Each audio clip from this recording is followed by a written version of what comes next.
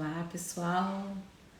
Estou por aqui esperando Flávia e Fábio chegarem.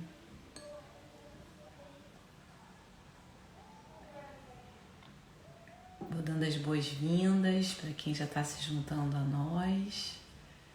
Oi, Flávia, já chegou. Boa noite. Vou te mandar um convite aqui.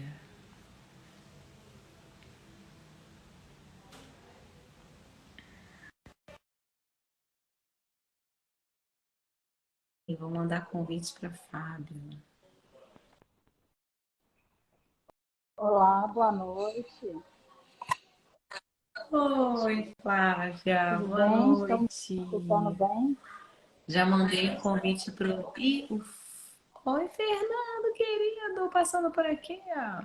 Deixa eu mandar um Fábio, eu convite acho que ele pro já entrou. Fábio.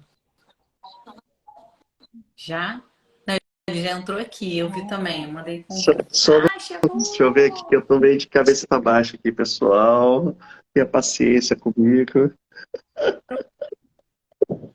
Pô, o Agora processo sim. Pronto! tecnológico, ele é positivo, mas a gente ainda se enrola.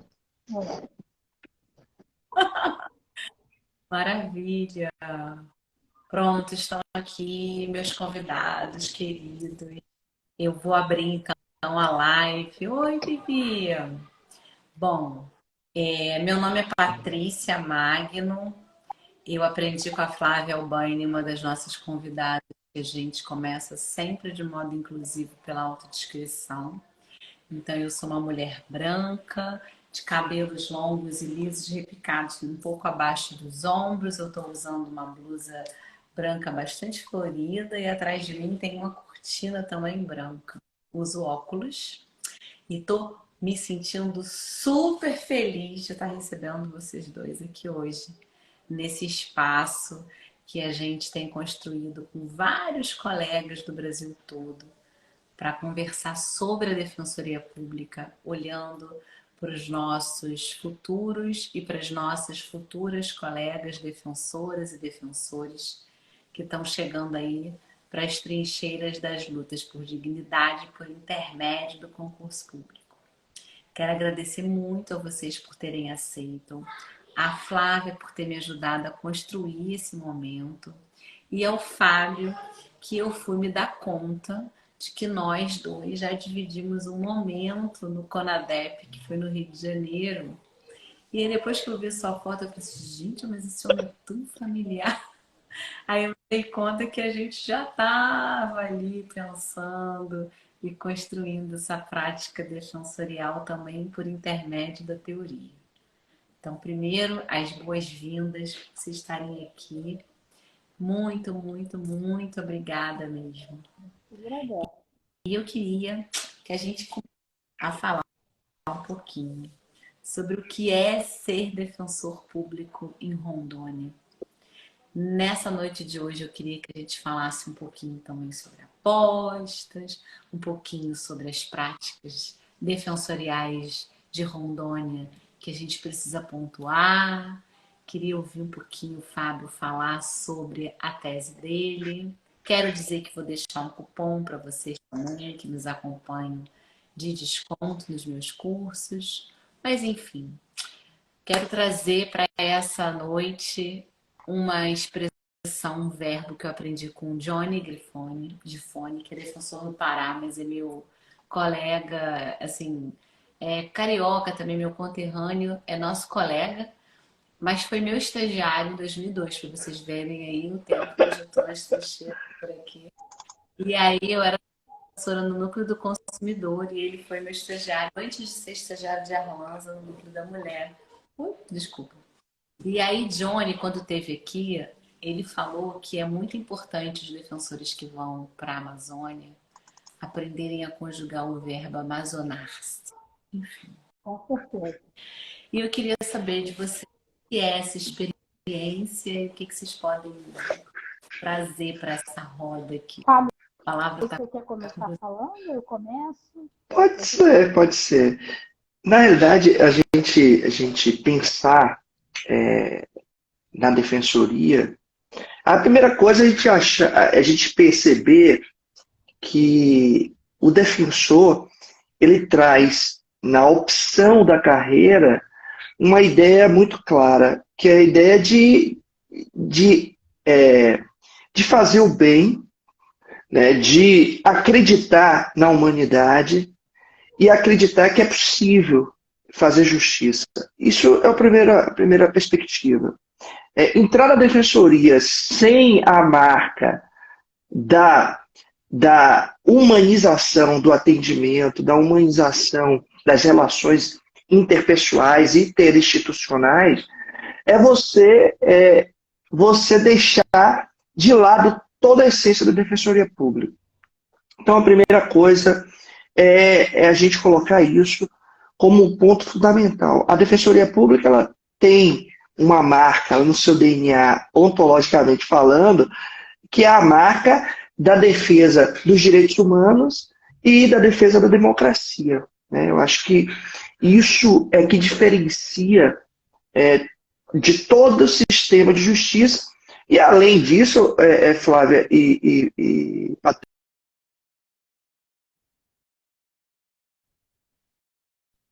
a gente tem um ponto que é o ponto de conexão que diferencia também a Defensoria Pública das outras instituições, que é o atendimento constante ao cidadão. A gente, em alguns momentos, por exemplo, o Poder Judiciário tem uma missão muito importante dentro do Estado Democrático de Direito, mas o membro da magistratura não recebe o cidadão. Né? Muitas vezes, raríssimas vezes, ao longo dessa trajetória na área jurídica, eu vi um juiz recebendo um cidadão sozinho. Geralmente, pede para você ter que falar com o seu advogado, porque o juiz não te recebe. Eu tive um prazer de estagiar em alguns órgãos públicos e no MPF tinha um juiz chamado Fábio Teneblar, que ele recebia o cidadão. Eu achava aquilo, me encantava, porque é um processo de humanização do serviço público especialíssimo, que é a atividade jurisdicional. Mas a defensoria não. A defensoria não trabalha com exceção. A gente trabalha com a regra. E a regra é o atendimento pessoal, um atendimento humanizado. Eu lembro que quando eu entrei em Rondônia, no segundo concurso aqui de Rondônia, o primeiro 3 passaram, no segundo foram 17, tinham 30 vagas, e nós chegamos e tivemos um impacto muito grande, porque o Estado não estava acostumado com a ideia de uma instituição forte chamada Defensoria Pública. E eu lembro muito que me chocou uma situação que o assistido entrou em uma sala Que ano você do atendimento. Entrei em 2010. E lá, Flávia, em uma sala numa comarca chamada Ariquemes, onde nós atendíamos 5 municípios, e às vezes o cidadão saía de bike do município dele, chegava na Defensoria Pública e não tinha uma estrutura que hoje, graças a Deus, nós já temos lá em Ariquemes. E ele ficava esperando no sol. E, consequentemente, suava bastante. E aí eu presenciei uma situação que uma assessora pegou o bom ar e disparou o bom ar em volta do assistido. E aí aquilo me chocou bastante, porque eu fiz o DPERJ, tenho um carinho especial pela DPERJ, estudei na UF e conhecia o atendimento no núcleo de regularização fundiária. Tive também passagem pelo núcleo, não como estagiário, mas fazendo uma pesquisa num grupo de consumidor na época. E eu via que aquilo não era o ideal de defensoria pública. O ideal de defensoria pública não é jogar bom ar no assistido. O ideal da defensoria pública é olhar e compreender qual é a necessidade do assistido E o que a gente pode fazer? E aí eu percebi que o assistido muitas vezes saía às 5 horas da manhã, pegava o sol de bike para chegar no atendimento e ainda esperar o atendimento. Então, ser defensor é muito mais do que a gente achar que é ganhar um subsídio alto, né, em relação às demais carreiras fora do mundo jurídico, mas, acima de tudo, perceber que você, em um gesto simples, pode fazer diferença na vida de uma pessoa. Então, acima de tudo, é isso. Primeira coisa que a gente tem que falar. E a segunda coisa é, o defensor público entra na instituição como um eleitor. Ele entra como um eleitor. Por quê? Porque o defensor público ele vai eleger o defensor público geral. E aí me parece que eu sou um crítico da defensoria pública como um todo, dentro do processo de escolha previsto na Lei Complementar 80. Por quê? Porque nós já entramos eleitores e somos assediados constantemente pelo poder instituído nas instituições de defensoria pública, e nós precisamos ter muita clareza do nosso papel para não sucumbirmos a ideais de perpetuação do poder.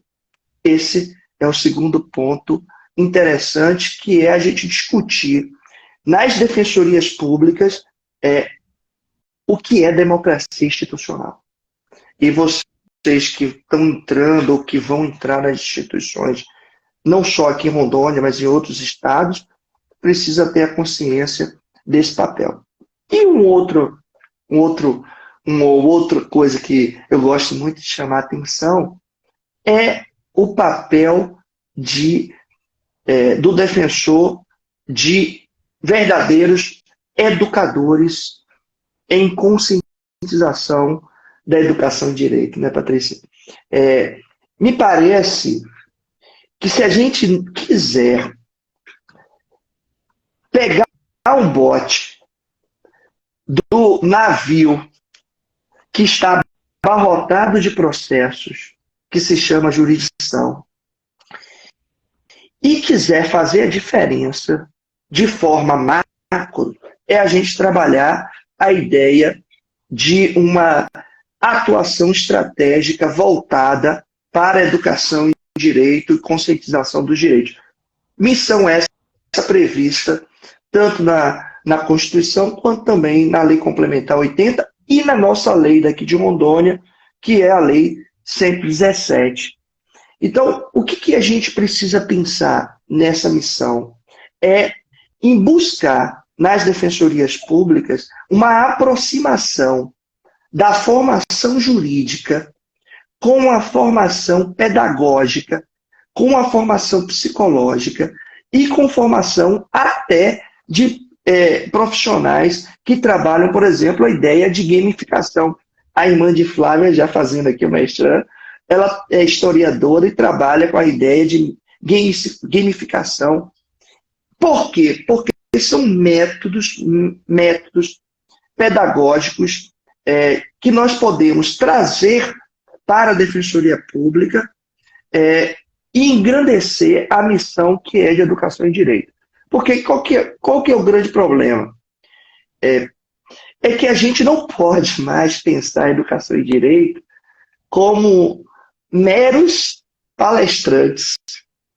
Nós não podemos mais pensar a educação e direito em um defensor público abrir um espaço de forma formal, né? Às vezes formal na imagem, formal na linguagem e formal na transmissão da mensagem. E aí ele se torna verdadeiros repetidores de legislação, repetidores de jurisprudência, porque o seu José, Dona Maria, Dona Chiquinha, das linhas, né, e aqui em Rondônia, linhas são zona rural, né? Ele não quer saber, né, que o processo dele foi improcedente. Porque ele não vai saber o que é improcedente. Ele quer saber que o pedido dele não foi aceito. E daí, o que eu faço? Né? Como viabilizar os direitos? Então, essa é a grande, me parece, o grande trunfo institucional da Defensoria Pública, é o bote salva-vida para não naufragar com um sistema jurídico, judiciário, com excesso de formalismo, com excesso de distanciamento entre o cidadão, que é o titular do direito, e também, muitas vezes, é aquele que busca o serviço público, tanto jurisdicional como assistencial gratuito, e distancia tanto do objeto das instituições jurídicas que nós nos tornamos ininteligíveis para o cidadão comum. Então, e pensar na educação em direito é pensar também em uma releitura das ondas renovatórias de Mauro Capelletti, né? E seu companheiro Sancho Panza, do processo civil. Como que a gente vai encaixar a Defensoria Pública nesse papo todo de primeira onda, segunda onda, terceira onda? Eu acredito, inclusive, que nós já estamos na quarta onda renovatória do processo civil, ou da jurisdição, enfim, como vocês quiserem. Então, é fazer uma releitura dessas ondas com a ideia de escopos assistenciais da Defensoria Pública. Né? E é isso, a gente pode começar por aí, deixa a Flávia falar um pouco, que eu adoro ouvir a doutora Flávia, tem tanta coisa para nos falar, e eu sempre saio com a sensação de que eu estou muito mais para aprender do que, sei lá, para falar alguma coisa nessa vida. Imagina. Esse é exatamente o ponto, né? Quando a gente está sempre como eternos e eternas buscadoras e buscadores. Valeu, Fábio. O Fábio é mestre, eu esqueci de apresentar, em sustentabilidade, meio ambiente e desenvolvimento pela Univale de Santa Catarina. Estudou por aqui no Rio de Janeiro, na UF, né? Foi estagiário também perdão, foi aluno da FESUDEPERJ, que é uma fundação, Escola Superior da Defensoria do Rio, onde eu dou aula desde 2001, 2002. Então, super agradeço a essas contribuições, que eu acho que devem estar mais aprofundadas na sua tese, premiada como exitosa, né, Fábio? Eu vou ler o título aqui e depois eu prometo que eu disponibilizo o link no meu grupo de Telegram, que é aberto. Quem tiver interesse pode acessar aí o link da bio e entrar no grupo. O nome da tese exitosa, premiada com menção honrosa. Releitura da função institucional defensorial de educação em direitos a partir de Zygmunt Bauman, Paulo Freire e Edgar Morin, junto com a doutora Silvielen Lorena. Então, eu acho que é bacana, porque ele faz de modo mais aprofundado parte das reflexões que ele Já compartilhou aqui com que a você gente. lançou, deixa eu E só Flávia, para. para Flávia Tá falar, aí bom, você volta, beleza. anota que você vai esquecer. Elaine é professora mestre em Direitos Humanos pela Universidade Federal de Rondônia e coordenadora da Comissão de Pessoas com Deficiência da ANADEP. Não é a primeira vez que a gente divide espaço. Eu quero acrescentar nessa mini bio o fato de Flávia ser uma guerreira e compor um grupo aguerrido de mulheres defensoras públicas que luta contra a violência institucional de gênero, nomeadamente, onde eu também me sinto parte nas trincheiras. E Flávia, eu sei que você tem umas coisas que você andou preparando aí, porque você é a pessoa mais organizada que eu conheço, mas eu já aqui no ar um pedido assim, qual que é a sua aposta para pessoas com deficiências na prova, já que a gente também está falando para concurseiros e concurseiras. E a Defensoria de Rondônia é uma das poucas que separa no edital direitos das pessoas com deficiência, dando e coloca em vários outros pontos também, não só nessa parte separada, mas direitos humanos, direito penal e Exatamente. tutela coletiva, de modo que é atravessada sobre a importância desse olhar, né, para esse grupo de pessoas em situação de vulnerabilidade. Depois a gente volta no Fábio, mas eu vou levantar essa Bom, bola para gente, você boa cortar. noite. Eu sou a Flávia. É uma felicidade enorme estar aqui, né, nesse papo super bacana com dois colegas super queridos, a Patrícia e o Fábio. Então, com relação, eu também dou aula, né? E eu verifiquei, obviamente, dei uma verificada no edital e realmente separa.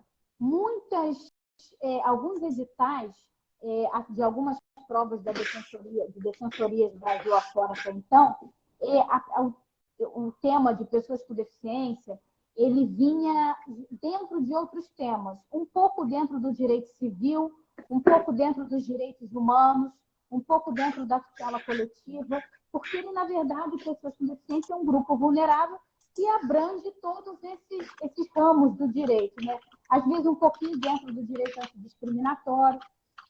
Já o direito das pessoas idosas, ele já estava numa lógica dele vir mais separado. Se nós fizermos um estudo dos editais das defensorias, você via lá, direitos das pessoas idosas. É claro, alguns editais não colocavam direito das pessoas idosas separados, colocavam junto com outras matérias, mas ele vinha mais comumente separado do que direito das pessoas com deficiência.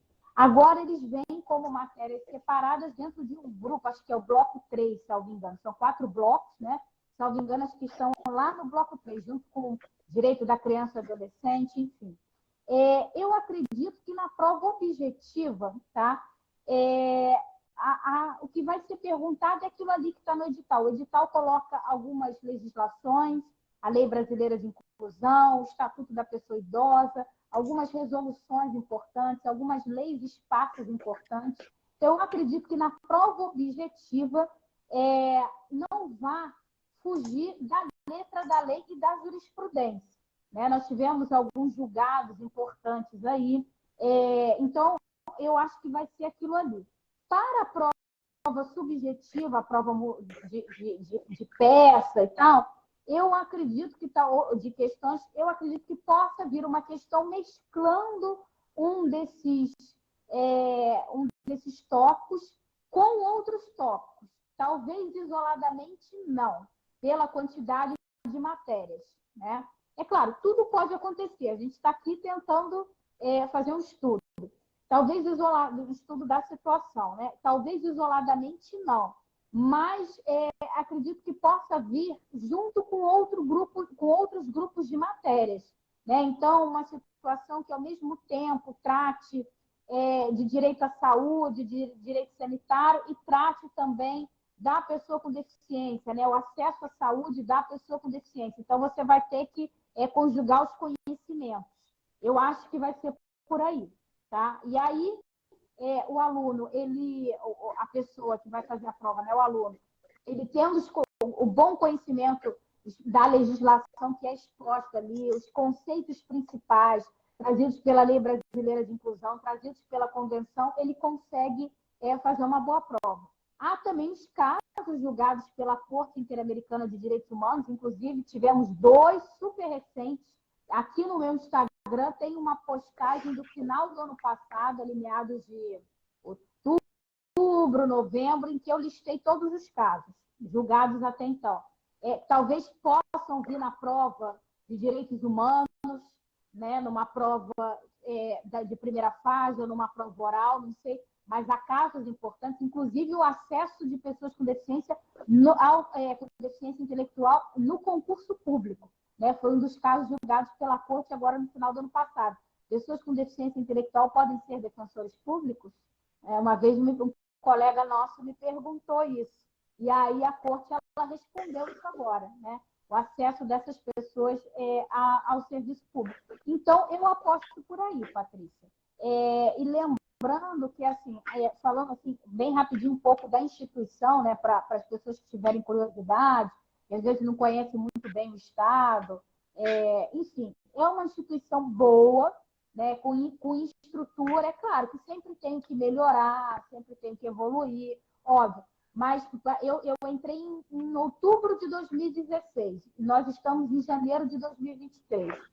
Então, aí já tem um pouquinho mais de 6 anos. Já vi avanços estruturais, né? Quando eu entrei, a estrutura não era tão boa quanto hoje, então já enxergo avanços estruturais, né? De maior número de membros, servidores, carros e tal. Óbvio que ainda tem que melhorar, mas já enxergo alguns avanços estruturais nesse sentido físico, né? Servidores. E é uma instituição que paga um subsídio bom, né? O Estado, ele é um Estado grande, se comparado, por exemplo, eu sou carioca também, né? O Rio de Janeiro, geograficamente, é muito pequeno, né? Então, você é muito pequeno, você se desloca rapidinho de um município para o outro. Aqui não, aqui é um estado grande. Eu fiquei 5 anos no interior, bem longe, uma das comarcas mais afastadas da capital. Eram 12 horas de ônibus, né? Mas eu também fiquei uma das mais afastadas. Então, é um estado geograficamente grande. Por outro lado, há 3 aeroportos no estado. Então, há o aeroporto maior funcionando na capital, Porto Velho, e há 2 outros funcionando, um no centro do estado, que é Ji-Paraná, o município de Ji-Paraná, e outro no sul do estado, que a capital ela fica no norte do estado, ali perto da divisa com o Amazonas. Há um aeroporto grande, maior, com mais infraestrutura, mais quantidade de voos.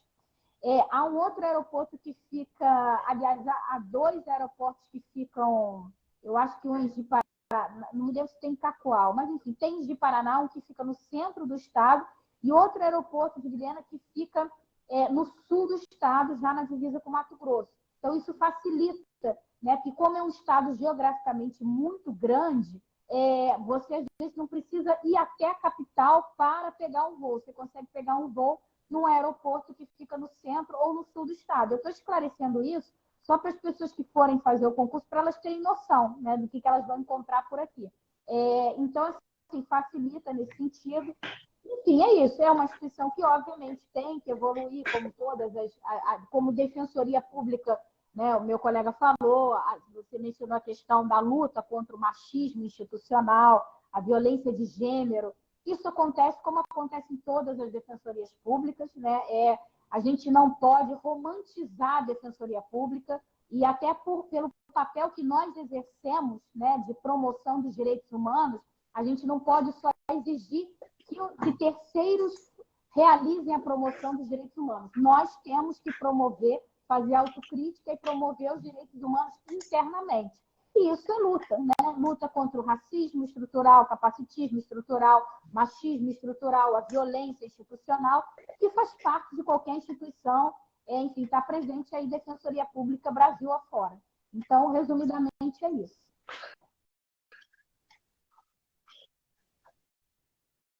É isso aí, Flávia, concordo plenamente com você.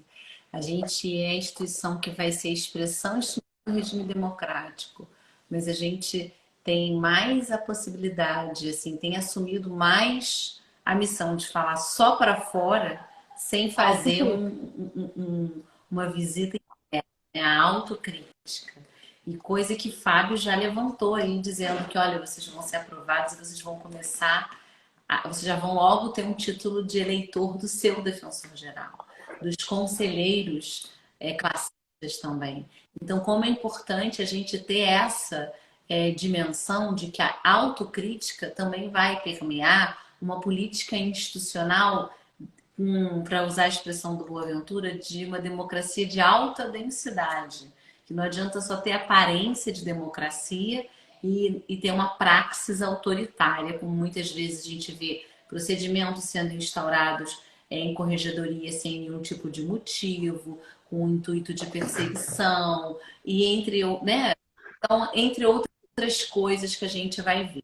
Só que para além dessa luta que é eterna, tem aquela estrela guia que faz a gente seguir, né? Faz a gente caminhar naquela lógica da utopia de Galeano, que a utopia existe para fazer caminhar. E o nosso guia, a nossa estrela guia, é esse assento constitucional, essa promessa constitucional que nós precisamos concretizar, né? Diminuir a distância entre aquilo que está na promessa e a praxis defensorial.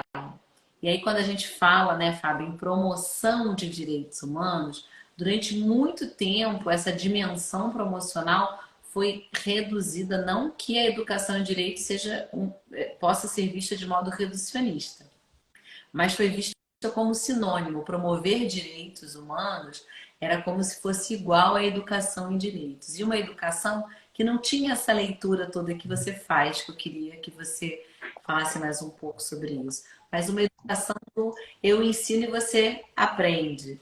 Como acontece até hoje, das pessoas apresentarem como prática exitosa uma lista de aulas que é dada para as pessoas assistirem, simples assim, mais Ele nada. está na Globo. E aí não tem. Interrompendo, desculpa, ele não falou, não. Mas tem 5 ou 6 anos que o Fábio tem um programa semanal na TV Globo de Rondônia, premiado já, mais uma vez. Fale, como é que é, Fábio? Fale com a defensoria ou defensor. Seus direitos, né? Seus direitos e conexão com o direito.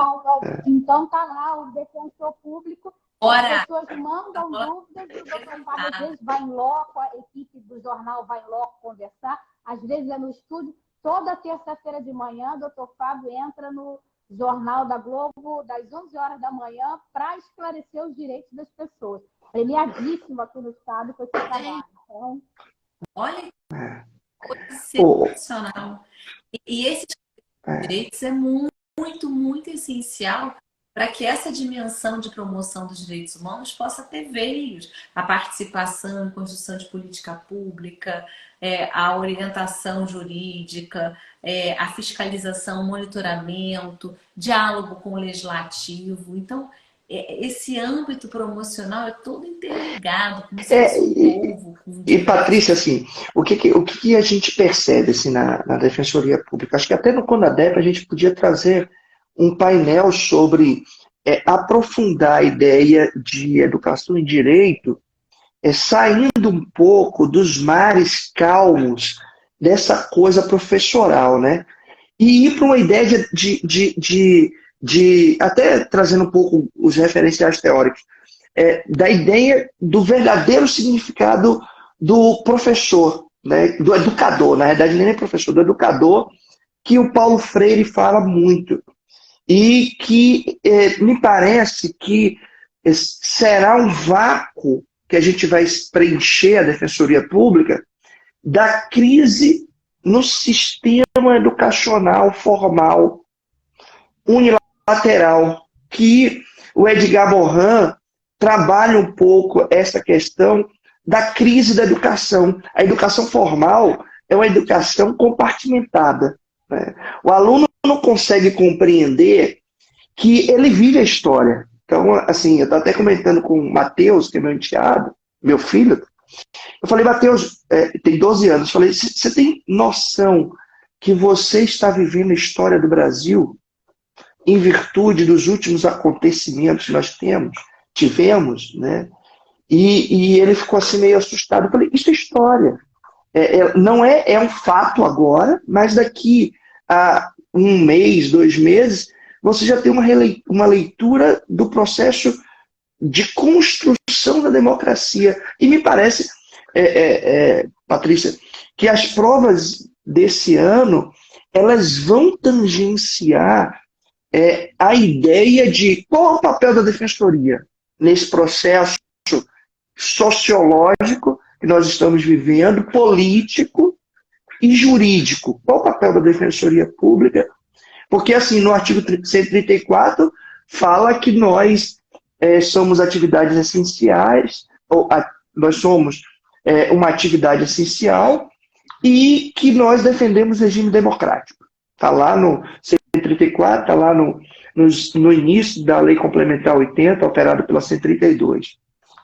Muito bem. Mas também nós somos promotores dos direitos humanos.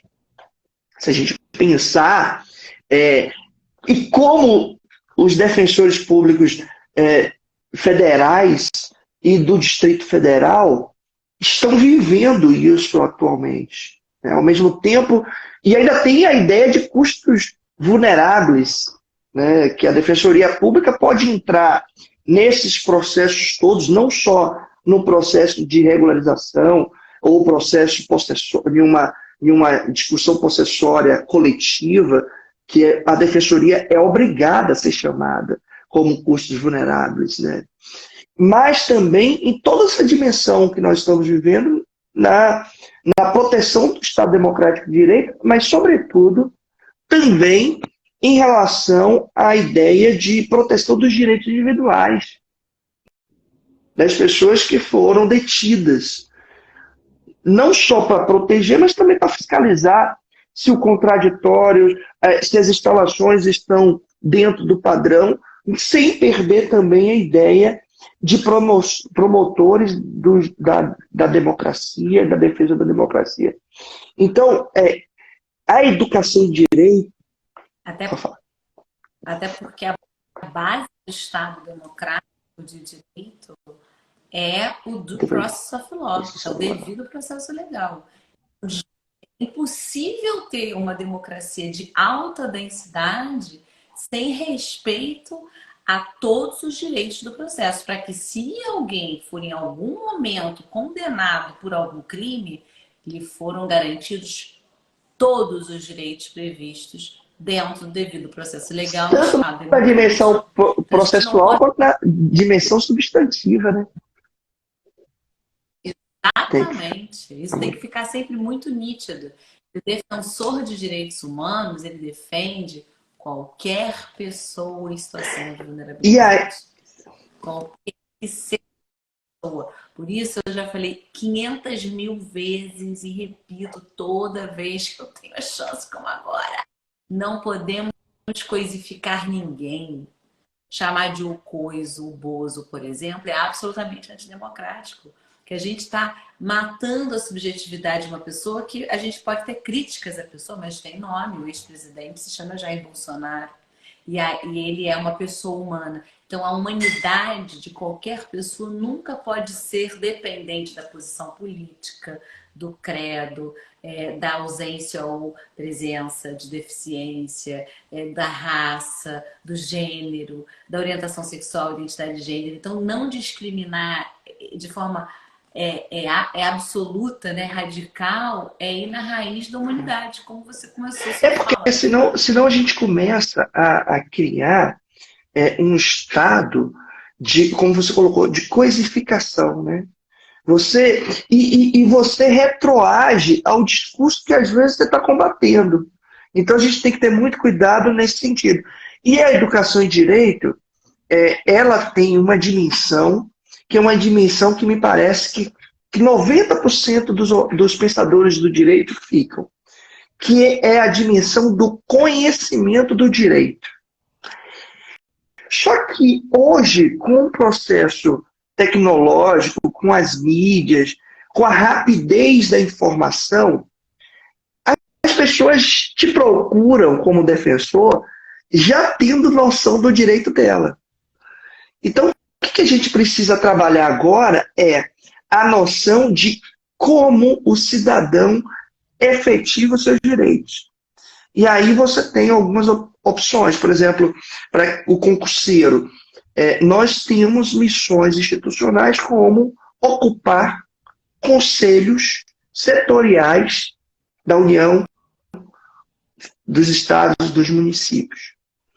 O defensor, ele precisa, ao chegar em uma comarca, ter consciência disso para que ele ocupe esses espaços de discussões sobre políticas públicas. Uma outra questão. E promover a sociedade civil, organizada e não organizada, a consciência de que ela pode penetrar nesses espaços decisórios. Para que a gente possa pensar em um controle de constitucionalidade popular. Né? Muita gente pensa, a supremacia da Constituição é dita pelo Supremo Tribunal Federal. Tudo bem. Nós temos o Supremo mais próximo de uma visão progressista do controle de constitucionalidade. Mas se virar a casaco Supremo, quase que nós teríamos o Supremo reacionário, ou conservador. E aí pode vir um retrocesso jurisdicional em virtude de uma nova composição da Corte Constitucional. Quando o cidadão ele está consciente do seu papel, e aí eu acho que vale a pena as pessoas entenderem a teoria de John Rawls, que me parece que para a defensoria não é adequada, porque é uma teoria que diz o seguinte: o cidadão é imbecil, portanto, precisa da tutela do Estado, para tirar o véu da imbecilidade e dar a ele o direito que ele merece. Eu não gosto da teoria que está ligada a essa ideia de prestação de um direito para aquele que precisa de uma tutela do Estado. E eu gosto muito da teoria comunitarista de acesso à justiça, em que você precisa desenvolver capacidade do cidadão para que ele ocupe os espaços decisórios, para que ele possa interferir concretamente no processo de formação da sociedade.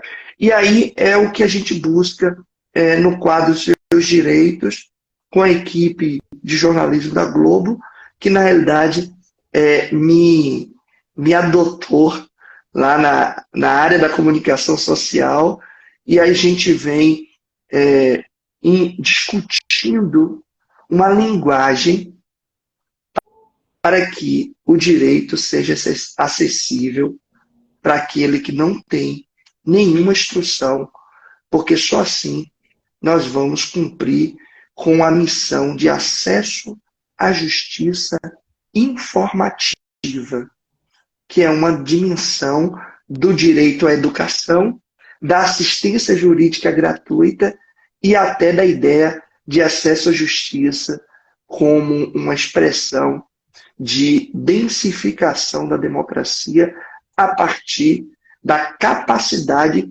de cidadania participativa e emancipatória. Enfim, eu acho que é por aí que a gente vai dar uma nova cara para a Defensoria Pública. Com certeza. Da sua fala agora, Flávia, eu acho legal a gente destacar o tema do controle de convencionalidade e o controle de constitucionalidade, porque o STF é a última palavra em termos de controle de constitucionalidade, né? Que é a análise das leis internas à luz da Constituição Federal. A Constituição Federal é o parâmetro desse controle. Mas o modo de interpretar os direitos humanos, os direitos fundamentais na Constituição, tem de seguir a lógica e os estándares do órgão internacional de controle, que não é estrangeiro. A Corte Interamericana, os comitês de tratado das Nações Unidas, não são estrangeiros, estranhos à jurisdição brasileira. São internacionais, que significa que o Estado brasileiro, no exercício do seu poder soberano, aceitou se submeter a esse controle e também compõe, integra, faz parte desse controle na medida em que é membro da organização, em que pode ter nacionais seus compondo esses órgãos de monitoramento internacional. Então, as decisões produzidas pelos órgãos internacionais também foram integradas pelo Estado brasileiro. Nesta medida, os estándares internacionais produzidos no marco da análise das violações de direitos humanos à luz dos documentos internacionais, convenções, tratados e sua interpretação devem ser incorporados pelo STF no momento do controle de constitucionalidade. Se esses estándares não forem incorporados, por ato também do Poder Judiciário, mesmo que seja da Suprema Corte, o Estado brasileiro pode ser condenado pode sentar no banco dos réus e ser condenado, como já aconteceu, como por exemplo no caso da Guerrilha do Araguaia, que eu acho que é um tema muito quente para essa prova, por conta de todo o debate sobre o que é uma lei de anistia, limites da anistia, se a anistia pode ser irrestrita e ampla, também para pessoas que atentem contra o Estado democrático de direito ou não. Isso está nesse caso e eu sugiro que as pessoas que estejam assistindo ou venham assistir essa live procurem, porque é um tema muito quente que está na ordem do dia e pode ser tanto uma questão da prova objetiva, quanto ser um parâmetro importante para a prova subjetiva. E eu estou trazendo esse tema pela provocação do Fábio em relação a, vamos imaginar um STF reacionário. E a fala sobre o controle popular, a importância do controle popular.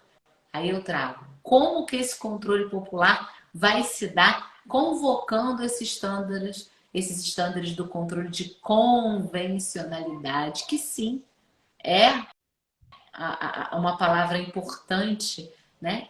Que vai poder trazer limites à releitura do controle de constitucionalidade, via organizações não governamentais, defensoria pública, a partir de um caso concreto se pode levar a questão para o sistema interamericano ou para o sistema onusiano.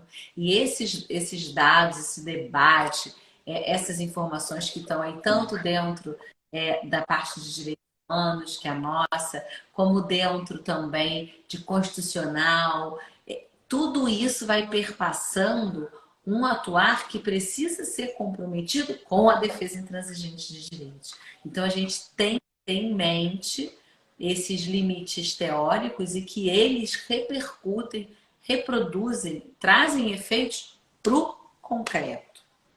E aí, Flávia, levantando uma bola para você aí, como que você acha que, até porque a gente já está quase nos 10 minutos finais, como que você acha que essa visão, né, muitas vezes aparentemente contraditória, que já foi trazida aqui na noite de hoje, da Defensoria Pública defender de modo intransigente o Estado Democrático de Direito, então, por exemplo, eleições livres e sem golpe, e ao mesmo tempo defender aquele que tem direito à defesa e atentou contra essa mesma democracia, que aparentemente guarda uma contradição, mas que internamente a defensoria está sempre acostumadíssima a ter um Exatamente. defensor de cada A lado, gente a fazer. desenvolve esses dois papéis, né? Até dando um outro exemplo prático, nas questões de violência doméstica.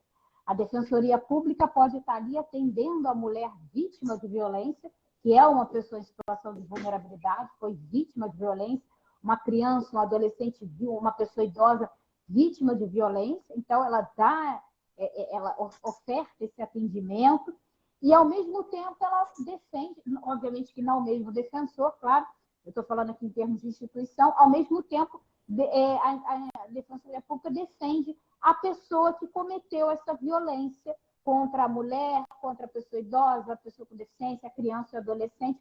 Então, não haveria uma contradição, mas a resposta, eu acho que até você já falou, exatamente, né?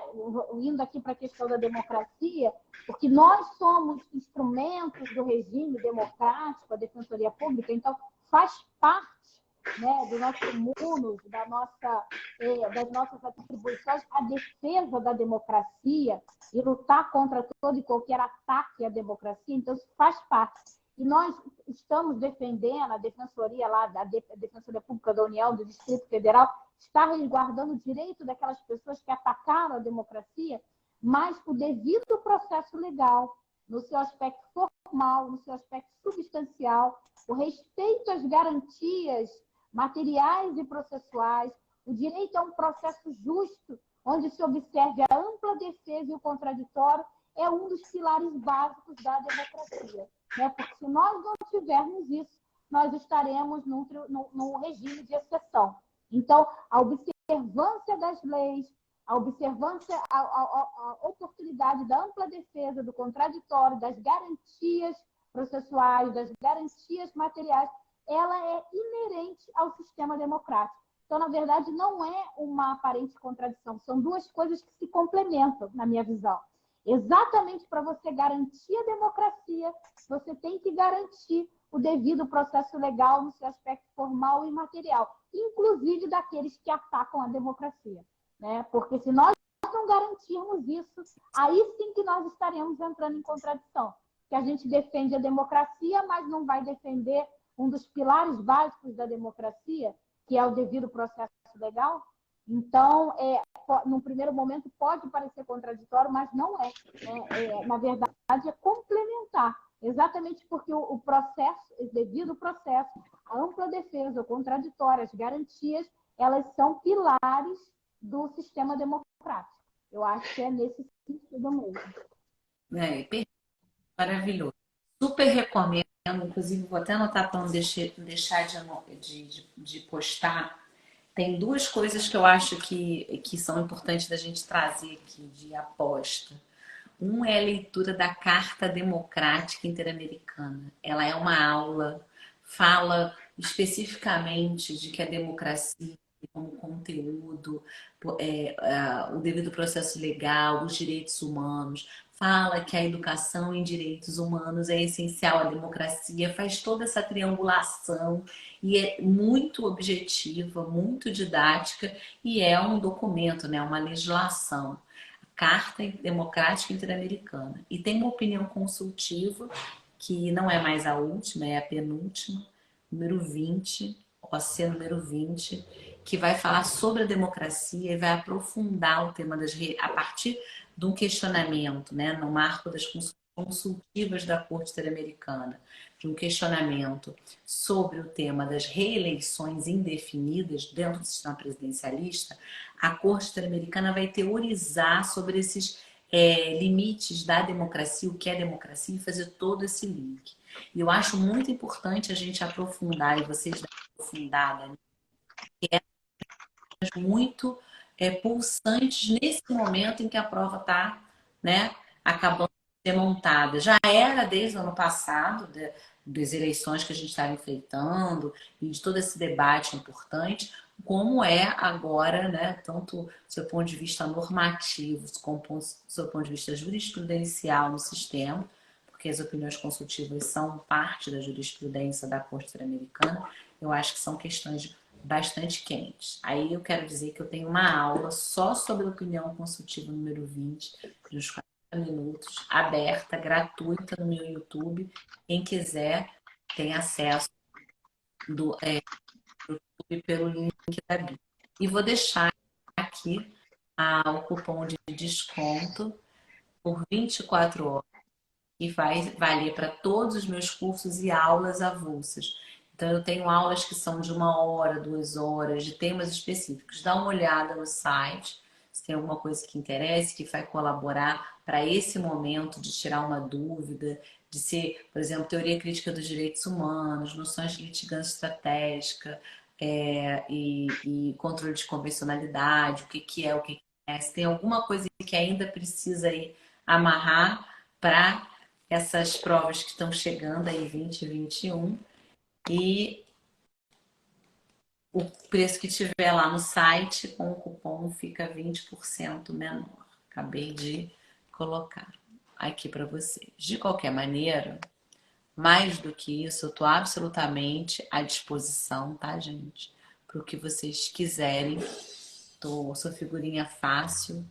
E eu queria mega agradecer pela disponibilidade de vocês e devolver a palavra para o final, para esse momentozinho de encerramento, em que eu queria que vocês trouxessem para a galera, sei lá, uma palavra, ou uma experiência, ou uma prática exitosa que conte sobre esse amazonar-se, sobre esse processo aí de entrega para um outro estado. Rondônia, pelo que eu entendi, não é o estado natal de nenhum de vocês dois, mas o eu e acolhe. E o que é esse processo, né, de chegar na Amazônia e se sentir parte de alguma coisa como se fosse sua, né?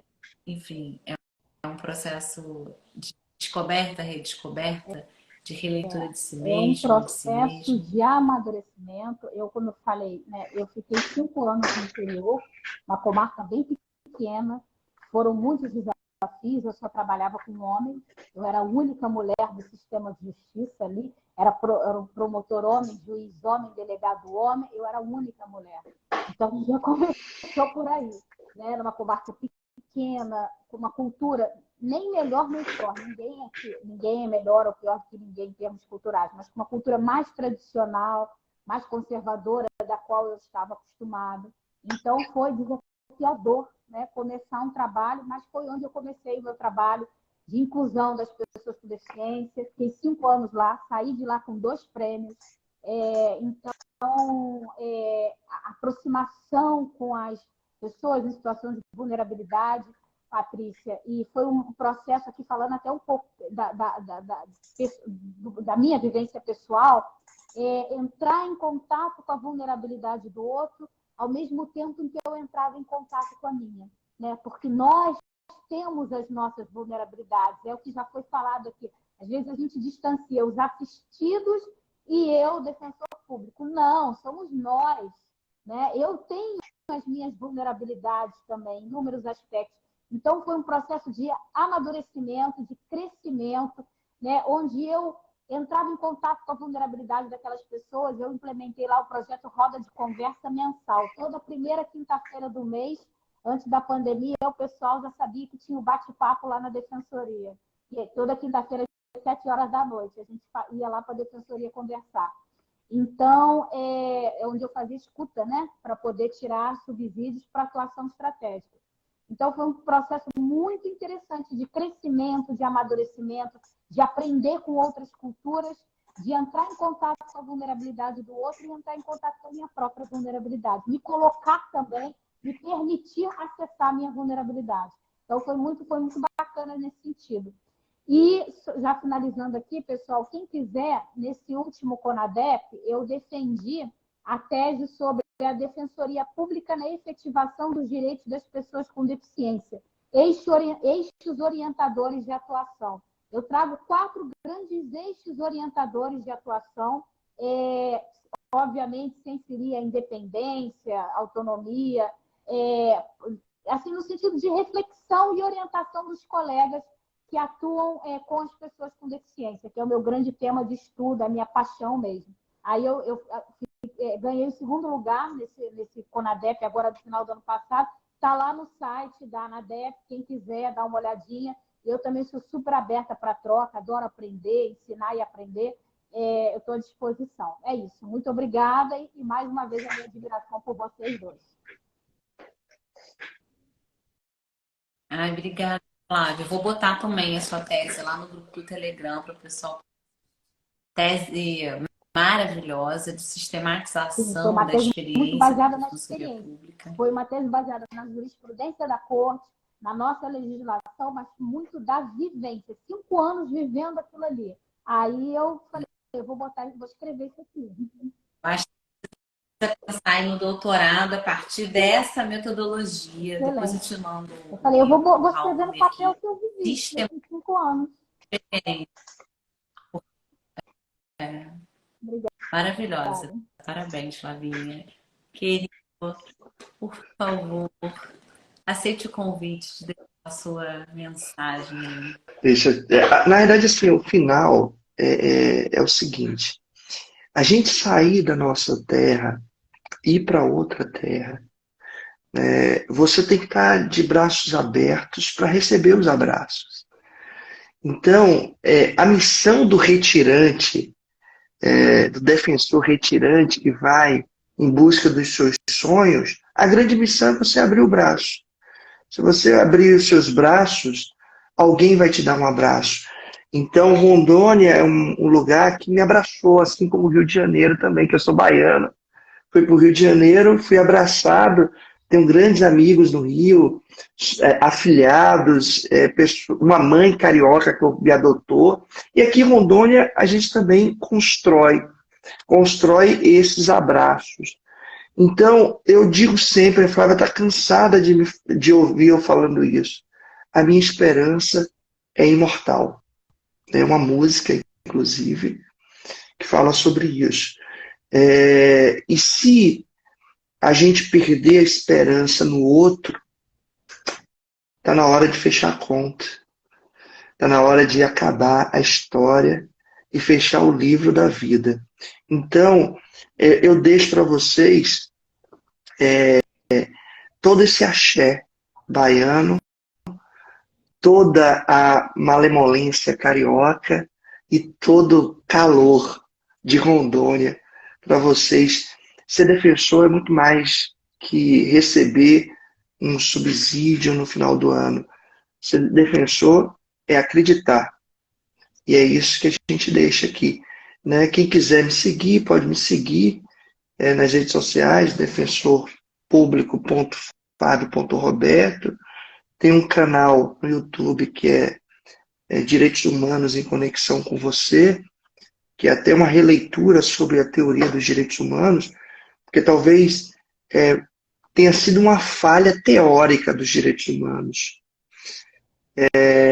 e que pode ter colaborado com a ideia de que direitos humanos está longe do cidadão, né? Que direitos humanos não está ligado ao transporte público, não está ligado à educação, e que houve uma falha epistemológica que gerou um discurso de que direitos humanos ele está desconexo com você. Então, quem quiser também pode me acompanhar. Acho que mais para frente vai ter um livro aí sobre defensoria, um vetor educativo para a sustentabilidade e para a cidadania emancipatória ecológica no Estado Democrático de Direito Ambiental, que foi minha dissertação de mestrado, que provavelmente aí a gente vai transformar em alguma coisa que dê para a gente ler depois. Um abraço, Patrícia, e é sempre bom estar com vocês. Um beijo, Flávia, minha amiga, minha colega, Um abraço. de trincheira. Um beijão. Patrícia, Fábio. Gente, muito obrigada, muito legal. Eu realmente gostei muito de estar aqui e que a gente possa continuar aí essas trocas, porque é onde quando nós nos concentramos em construir pontes ao invés de muros, a gente vai só vivendo o É isso processo mesmo. de se aproximar, né? Os corações mais próximos. E eu estava escutando vocês falarem da escuta ativa e tal, e uma coisa que é muito importante para a gente poder produzir fissuras, fendas por intermédio do direito, é entender que por mais que o sistema de justiça, por mais que a faculdade fique ensinando que a gente tem que falar bem, que o bom defensor, o bom advogado, o bom orador, que de oratório o inferno está cheio, que a gente precisa de escuta, como diz Ludmila Correia, uma baiana também, porque eu sou apaixonada. Ludmila, ela fala muito sobre essa escuta ativa e a necessidade da escutatória. Então, se tem um desejo e uma ferramenta potente para a gente produzir essas fendas democráticas por dentro do instrumento do sistema de justiça, manejando o instrumental jurídico, a gente precisa afinar a nossa escutatória e aí utilizar o direito como esse veículo, como essa ferramenta nas lutas por dignidade. Desejo uma excelente prova a quem vai fazer prova para a Defensoria de Rondônia nos dias 20 e 21. E para quem não vai fazer para Rondônia, mas escutou essa live incrível, que eu espero que reverbere muito, que siga nas trincheiras com o maior instrumento que é o da escutatória. Obrigada, queridos, foi incrível. Beijão, beijo. Beijo. Beijo, gente. Um abraço para todos que nos assistiram. Tchau, tchau.